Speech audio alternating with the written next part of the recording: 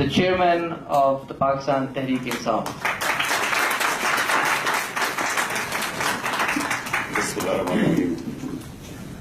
First of all, Clive, thank you for coming over to Pakistan and again reminding us of our rights. I would have thought that our own human rights organizations should have taken this up, but it is the things that you've just said are deeply embarrassing for us. That a state that does not look after its own human beings and does not stand up for the rights of its own people, no one else does too. So first you've got to respect yourself to get respect from anyone else. میں ایک Clive نے آپ کو ابن خلدون کی statement سے میں رات اس کو بتا رہا تھا. ابن خلدون نے جو کہ ماڈرن ہسٹری کا باپ سمجھا جاتا ہے ساری دنیا میں, مسلمان دنیا میں نہیں, ابن خلدون کو سمجھتے ہیں کہ فادر آف ماڈرن ہسٹری. اس کا جو سارا تھیسس تھا وہ یہ rise and fall of civilisation. اس کے وہ کہتا ہے کہ ایک سیویلائزیشن اوپر تب جاتا ہے جتنی اس کی کمٹمنٹ جسٹس پہ ہوتی ہے, انصاف پہ ہوتی ہے, اور وہ نیچے تب آتا ہے جب وہ اس کی انصاف سے کمٹمنٹ چلی جاتی ہے. وہ ایک اور بھی بات کہتا ہے, وہ کہتا ہے کہ اللہ نے انسان کو پیدا اس لیے کیا ہے کہ وہ اپنی زمین پہ انصاف قائم کرے. یعنی ہمارا the whole purpose of existence is to have a just society. یہ ابن خلدون کا بیسک تھیسس ہے.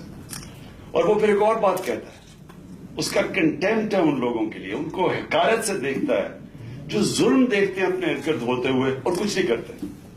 یعنی ظلم کو جو ٹالریٹ کرتے ہیں ان کو بھی وہ مجرم سمجھتا ہے. یہ بڑی زبردست کتاب ہے مقدمہ اس کی, کہ even those who silently watch injustice taking place and cruelty taking place and do not do anything, Ibn Khaldun also has a very low opinion of those people. Clive, I want to especially thank you because I think you're one of those rare people who stand up, who according to the Ibn Khaldun principle, you stand up for what is just, and you take all this trouble from traveling all over the world. You have this human rights reprieve in London, where I'm proud to say my son also, Suleiman, did a bit of time with you.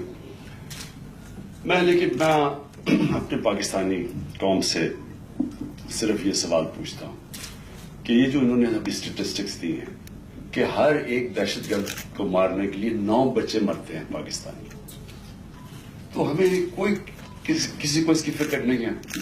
مجھے یاد ہے میں جب drones کے خلاف لگا رہتا تھا تو اپنے ہمارے معاشرے والے کہتے تھے کہ ذکر شروع ہو گیا ڈرونز کے اوپر, اور کوئی فکر نہیں تھی کہ آپ سوچیں کہ آپ یہاں اسلام آباد میں ہو اور اوپر ڈرون سرکل کر رہا ہو اور پتہ نہیں کہ کس کے گھر پہ ایک دھماکہ اور مر جائیں لوگ, کیونکہ شاید کوئی ایک دہشت گرد بن چکا ہو.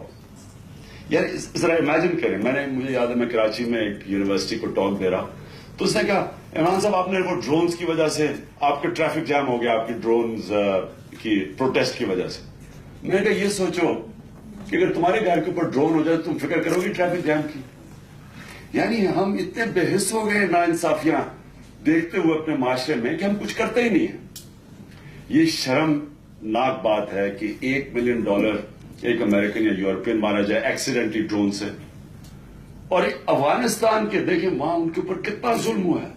لیکن میں پھر بھی داد دیتا ہوں ان کی حکومت کو, یعنی ان کے اوپر تو فورن آکوپیشن تھی, ہمارے تو نہیں تھی, لیکن وہ بھی 50 لاکھ روپیہ ایک, اگر کوئی بھی غلطی سے مارا جائے 50 لاکھ روپیہ کمپنسیشن, یا کوئی کمپنسیشن نہیں.